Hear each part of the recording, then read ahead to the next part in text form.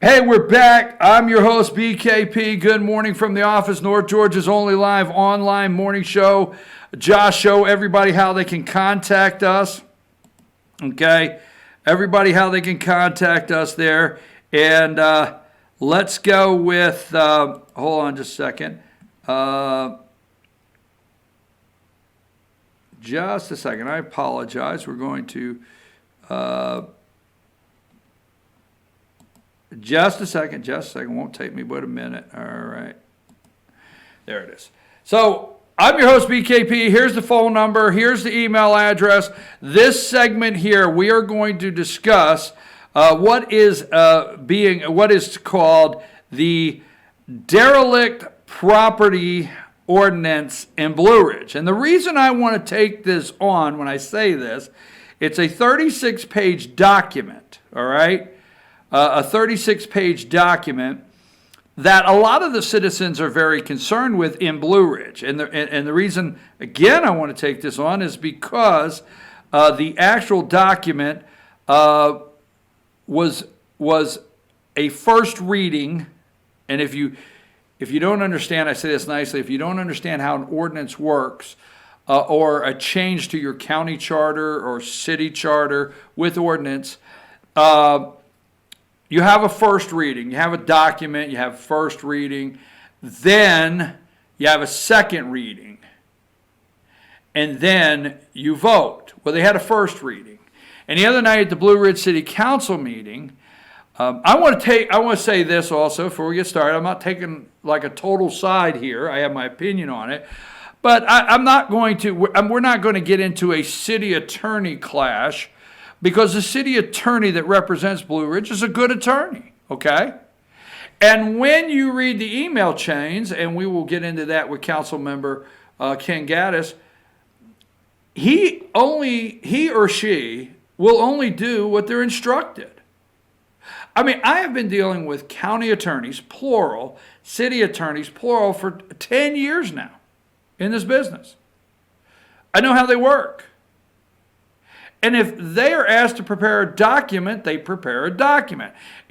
Part of their job is to help counties clarify old ordinances and clean out the old filing cabinets, as we'll call it, and get rid of stuff that doesn't work anymore, put it in a working fashion, and streamline things. So that's part of their job. So the city attorney, is it Bally, James Bally? I'm going to go with that. I hope I got that correct. We're not taking the attorney to task. Because what generally happens is they'll put a document together this wide. This is 36 pages. I don't like it, 36 pages. But they'll put a document together this wide. And then it's up to the council, usually, or the commissioners, to start chopping it back. Start, scratch it through the lines. If you ever look at legislation, okay? So let me clear this up so you're very clear on it. Use that twice, right? When you look at legislation, which I do and I read, and you go to the Georgia House of Representatives and you look at a first reader, a second reader, and it's called the markup, okay? So you could go back when you finally get the piece of legislation that's voted on, and you'll see lines struck through segments. And then you'll go down 4 or 5 more pages on the list, and you might see 9 or 10 more lines struck. They take it out. Then they vote on it. Okay? So that being said, crafting the legislation and then, taking parts out and then going to the city with it should be a process. Well, the city of Blue Ridge goes with the first reader last week on this derelict property. Am I pronouncing that right? I don't think I am. Derelict property ordinance, okay?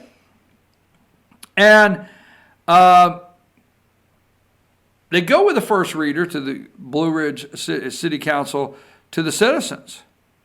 Well, citizens say, okay, what's this? This is the first we heard of this, like short-term rentals in Blue Ridge, short-term rentals. This is the first we heard of this. Citizens. Well, we do a story. I do a segment. I read all 36 pages.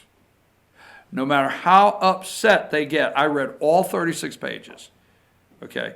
When the mayor makes a comment, Donna Whitener, of some sort, not quoting her, but, something that a lot of people didn't even read, I did. So I read the 36 pages. I do a segment here on the show for City of Blue Ridge. Our reporter writes a story on it. Social media blows up about it. And then Tuesday night, basically, the mayor, and I'm going to say Councilwoman Rhonda Thomas for the most part, but the mayor really goes after the citizens, my opinion, and social media and rumors and half-truths and, things that are, really didn't happen and we need to clear this up. I'm like, well, wait a minute. So you put a first reader for something that was really a draft up. The citizens find out about it for the first time. They're outraged at the process because this is the way things are happening in Blue Ridge. They're outraged, one, at the process. Two, nobody told us. That's why it gets them up in arms. Nobody told us you were going to do that, right? And I'm waiting for my first caller. We don't have our first caller yet? Okay. Waiting for my first caller on this. So anyhow, so the citizens are saying, hey, we just heard about this. And, we're interested in the process that we don't know anything about. And then you throw a 36-page document out. You call it a first reader, and we're the bad people for saying, pump the brakes on this, what I appear. If they passed the 36 pages as is, it would never make it through court, as my opinion, and it's unconstitutional. So, that being said, I want to look a little deeper in this, and we're talking about it this morning. We're going to put this out. We are going to offer the mayor, Councilwoman Rhonda Thomas, we will offer them, we don't want you to think we won't, an opportunity. We will offer the mayor and Councilwoman Rhonda Thomas, Councilman Nathan Fitz, all of them, an opportunity to respond to our reporting and give them their chance to give their side. But we're going to start this morning with a resident of, lifelong resident of the city of Blue Ridge, Michael Eaton. Michael, are you with me? I am. Okay, good to have you this morning. First of all, Michael, let's put our picture up there. Let me ask you a quick question. Now, I have you down on the screen as Blue Ridge resident Michael Eaton, and that you've been a resident, a lifetime resident, correct? Yes, I have. Well, I've been in the county for most of my life growing up, but I have moved into the house that I currently live in 2003, which was actually my grandparents' house going all the way back to 37. So needless to say, I definitely have been involved in the city my whole life. All right, well, we have you down, and I want to get all this up front for our viewers. We have you down as a Blue Ridge resident. But let us know, let me see if I'm correct here. Did you serve 2 terms on the Blue Ridge City Council? I did. My first term was a partial term to fill a vacant seat, and then I was reelected for another full term. And after that, I've served almost the last 6 years as a board member for the Blue Ridge Zoning Board of Appeals, serving as chairman and vice chair. All right, I want to get all these things up front before we really get our conversation going. Now, you recently resigned that position on the planning and zoning. You recently resigned that position, and I want to be clear in transparency. I think because of some public comments you made, they were going to ask you to resign, and you got out in front of it. And just tell me where I'm right and wrong. Could you elaborate on why you resigned that position here recently in the last 2 weeks? I was not asked to resign. I had seen some emails that were going back and forth between the mayor and council, and I figured this would be something that they would hold over my head about my position. Not to interrupt you, but did you feel that was coming? I want to correct what I said. So you might have felt that by watching some of their communication, that may be coming. I would have expected some Okay. sort of ramification. I didn't mean to for my interrupt you. comments Go on right that. ahead. And that's why I went ahead and just put my resignation in, because honestly, this ordinance is more important to me than that position on the board. And this is where I wanted to really focus my attention. And that's basically what I'm doing at this point. All right. The reason I asked you to come on this morning is a pretty threefold. One, you've served on the council. You've been a part, and within the 2 terms, filling 1 term and a full term, you've been a part of writing city ordinances. You've been a part of Absolutely a lot of these discussions coming before you as a council member, and especially in planning and zoning, you have seen a lot of the growth and expected future growth. And last but not least, you made comments the other night. You went up and gave some public comments concerning this ordinance. Highlight those comments you made for our viewers, and then tell us what your opposition is, particularly on this ordinance. Well, one thing, I've been dealing with ordinances now for a solid 10 years between all those positions. And one thing that I've come to learn over that time period is anytime you have an ordinance, no matter good intention, bad intention, whatever, anytime you put an ordinance out there, there's always going to be unintended consequences. There's going to be things that come from that ordinance that were not expected or not foreseen. That happens with all ordinances. That's why you always have to be extremely, extremely careful anytime you're adjusting an ordinance or putting a new ordinance out there. When I read this ordinance, I can see all kinds of ramifications that can come from it. And one thing that definitely concerned me was how quickly this was brought up to a first reading. And I know for a fact that not every council member had even read all the way through it before the first reading. This was something that at the last meeting, Donna pretty much admitted that she was the one that had called the attorney and got this thing rolling. There was not any discussion really between the council as far as going forward with it, or a lot of input or anything like that. It came before a first reading, before the public even really was aware of it, before the public had any input in it, before even the council members had a lot of input into this thing. And it's already at a first reading, which to me is very dangerous for a ordinance that has the reach that this one does. This ordinance, it contains a tremendous amount of power for the city over its citizens. And this is something that should have been brought to a town hall before it ever made it to a first reading. This was something that should have been discussed by the council at a meeting before it was ever brought to a first reading. Let me stop you there just for a second. I want to get in on a couple things you said. I like where you went on the town hall. They passed around pictures of some really some bad properties or homes that are sunken in, and to me at face value, these things should be torn down. They're not structures anymore. But if they would have had a town hall and did a slideshow presentation of those kind of properties, they may have had a different reception from the citizens. But none of that was done up front.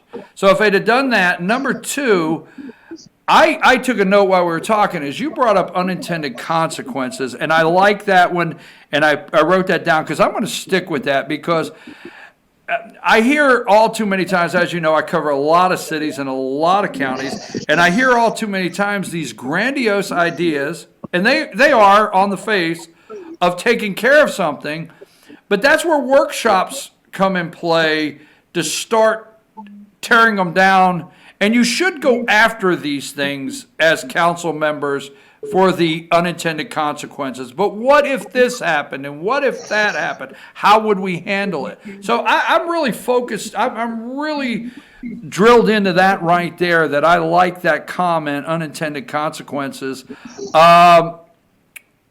When you were a city council member, how did the flow from the city attorney go to the council members? Did all of you get an email on a document that they wanted to pass, and then you have time to look at the document, make recommendations, and then get a final document to bring to the public? Or how did that work? Well, ideally that would be the situation, but unfortunately this is something that I dealt with when I was on council. I serve as the same mayor that the current council's serving with. And this is a problem that I had then, and it's a problem that they're having now, is that you have a mayor that will just go out and do these things and not inform the council on decisions that are being made or, things moving forward like this. Occasionally you might get an email or something along the way, 6 hours before a meeting or something like that about something like this. And this has always been the issue is, just like at the meeting the other night, they're talking about, well, we should have some sort of system in place for this. We should have some sort of, well, you should have, but she has been in office since 2010. This is year 9 that this has been going on. So either, it's a situation where you have a slow learner on how this stuff should be handled, or you have somebody that has some sort of agenda with it. And that's what I look at this. I look at these ordinances and how can they be abused? What can come from this? And there's some real concerns I have with this type of the way that this is playing out. There's a little bit of a rush on this. Why is there a rush? If we're just cleaning up ordinances, why is there this rush? Why wasn't this brought out into a normal timetable on how this was brought out? Why was it brought to a first reading with a lot of people not being aware of it? Well, Michael, when I hear things, and I'm not going to take this segment and take, look at people's intentions. That's their intentions are their intentions, okay? And I'm not going to break that down. We're looking at the ordinance, and you and I have had this discussion in transparency. Michael and I have had this discussion on the phone. But the thing is when I sit and I hear the mayor and other council members say, well, this is not intended to go into somebody's house. Okay, let's stop right there. It's not intended. We'll take you at face value. It's not intended. But guess what? The document allows You may not intend it. Are you with me on that? Absolutely. You may say all day long, well, this is never intended to just go in people's homes. Okay, I'm going to take you at face value. If you're telling me that, you're sitting on the other side, you did for years, and I look at all the council members over there, and if you were sitting there last night, or Tuesday night, I'd have looked at you the same way. So if you're telling me that's not your intention, okay, I'm going to take that for it. I'm not going to run around and say you have different intentions, but you have a document that it could be done. Are you with me? Absolutely. And that's exactly what I'm saying with any ordinance that gets put out there, is you can have the best intended ordinance, and you can have the best intentions with them, but they will give certain authorities and abilities that in the wrong type of situation can cause all kinds of stuff to happen that most people never expected. Well, let me ask you, let's see if you and I agree on something here. I say that, and I didn't mean that in a negative way. Let's see if you and I agree on something here. Do you believe, as I do, I'll tell you this is my belief, do you believe all municipalities should have some order of how to deal with condemnation in their county, city, municipalities? Everybody should have some order or process to deal with condemnation for a property that just turns unsafe, that high school kids might try to party in on Saturday night, but fall through the floor and get killed because it's dilapidated. Do we agree on that? Yeah, I absolutely agree with that. Okay, that's my concern is I couldn't figure out what else they're asking, because the pictures that I'm seeing are properties that maybe should go through a condemnation process. And you send the letter, and then you send the 30-day letter, and then you tear it down and doze it over, and you don't take their property. You just put a lien on it at the tax commissioner's office. Now, I made that very simple. There's a lot to it, but if they were coming to the citizens and say, we have a serious issue with abandoned properties that we need to have a firm condemnation ordinance in place, I think people would take that a little different. Would you agree or disagree? No, I agree with that. And, I'm not against any kind of, ordinance that does that in a correct manner. We've had discussions when I was on the council about certain properties that needed to be condemned. A lot of times the discussion went toward the angle of, if you go in and start condemning, you're going to end up into a, probably more than likely a lawsuit, and you're going to end up with a lot of legal expenses and so forth like that, which I don't see a new ordinance, updated ordinance, negating that. You're still going to have pushback a lot of times from property owners if you go in to destroy their property. But Not in all if they cases, but you feel have that you have a, possibility. I didn't mean to interrupt you, but if they feel you have a strong condemnation ordinance in your city, and you've reached a level that it's time to do something, then maybe they, at their expense, will tear the old structure down and whatever. But I don't want to get stuck on that, because you being a former city council member, I want to see if I'm correct on something else. Let's see if I'm 2 for 2 today. Now, I've worked with city attorneys throughout all of North Georgia and county attorneys throughout all of North Georgia for now 10 years. And they will take the direction of their mayor or their chairman of the county, the person that actually has that authority. They will take that direction and write an ordinance. And really, they help clean a lot of this stuff up, and they'll write an ordinance and send it back. But it's not uncommon that they don't expect a markup where somebody marks up, you follow what I'm saying? Marks it up, sends it back, and they rewrite it. So the city attorney here, I'm not really taking the task. I think the city attorney wrote what was requested. Yeah, I don't doubt that.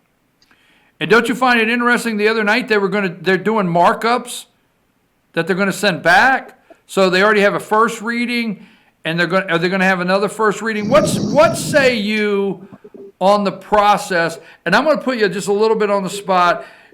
Do you want to share with us and our audience why you think they're putting this ordinance in place?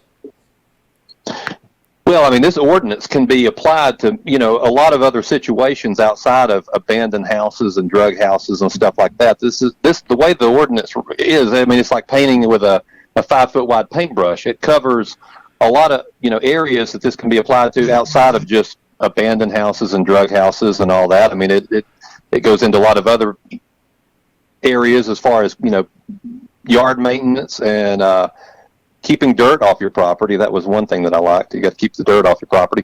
But there's a lot of other things where it falls into your normal residence and over those type of people that can affect people that obviously still live in their house, that have lived in their house for many years, that don't have the income level to keep up with everything that the city's asking them to with this type of an ordinance. It reaches far beyond just abandoned houses or drug houses and so forth like that. The idea that's being put out there is, this is all for enforcement of drug houses and abandoned houses and tearing down, places like that.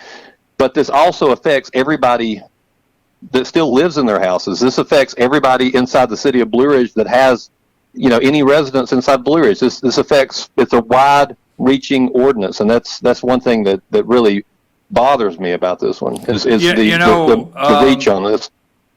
The mayor looked back at the audience the other night, the citizens, and and I'm not quoting, but made references. And when she said, you go in and there's an obvious code violation, and I just thought to myself, because I listen for words. I just the way I've always been, words. And I thought to myself, okay, who's gonna handle the definition of obvious, okay, in the house? Who's going to definition of that? And then I heard, well, we're not going to do this to go into somebody's home. But what I'm looking at is we were told there was a lot of things that were rumors and misinformation, but the reality is, 5 people file a complaint on you, and a code enforcement officer knocks on the door. I just can't see where I'm incorrect in what I've read in the 36 pages. Now, I'm not an attorney, so I read it twice. Some of the legalese I might not know. Before we close, because I have a city council member coming on after you, and I got to take a short break, can you pinpoint 2 out of 36 pages, just 2 areas of your most concern that you see in this document? Well, one of my major concerns is the ability for them to enter your house. And it does require the municipal judge to sign off on that. But the fact that that's even in there is a major concern. And one thing that you touched on, too, with the code violations, I was in real estate for almost 14 years. And I can tell you right now, there's hardly any houses you'll find, if any, in this county that meet 100% of the codes that are out there for Georgia codes. It's almost impossible to build a house that doesn't have some sort of code violation. If you went through every house in Blue Ridge or every house in the county, every house you walk into, you can write up a list of all kinds of code violations. I mean, they're all every house has code violations. There's tremendous amount of Georgia codes out there, and when you start lining this ordinance up with that gives you all kinds of angles to come at every house in the city through a code violation. There are a tremendous amount of code violations in every house out there. So with this ordinance, you could go in there and pinpoint, you're violating this code, you're violating that code, you're violating this code. And that's where this ordinance can be used in the wrong manner as, like I said before, a tool to, target certain people or harass certain people from the city's perspective towards them, political adversaries, so forth like that. It's a very dangerous thing. And, those are two things that definitely stand out, to me. I know you and I would both be told right now that was never the intent, but I'm going to walk away with saying the unintended consequences is where this document falls short. That's just the bottom line. And everybody that comes on and tells me that was never the intent, we don't want to go in people's houses. Obviously, hey, okay, I'm going to take you, and I know I'm being redundant at face value, that's what you're saying, but the document allows for it. So exactly. Michael, I want to thank you. I've got to take a brief break. I have Kenneth Gaddis, a city council member, coming on after the break. I want to thank you for that. We'll be back in touch, and I appreciate your time. Not a problem. Thank you, Brian. All right. Again, former city council member, former chair and vice chair of, I think what he said, Blue Ridge City Planning and Zoning, and current resident of Blue Ridge, Michael Eaton, with us. We're going to take a brief break. When we return, we're going to talk to somebody that was there Tuesday, somebody that is, to me, shaking his head saying, what are we doing here? That's city council member Ken Gaddis when we return. Take us to break.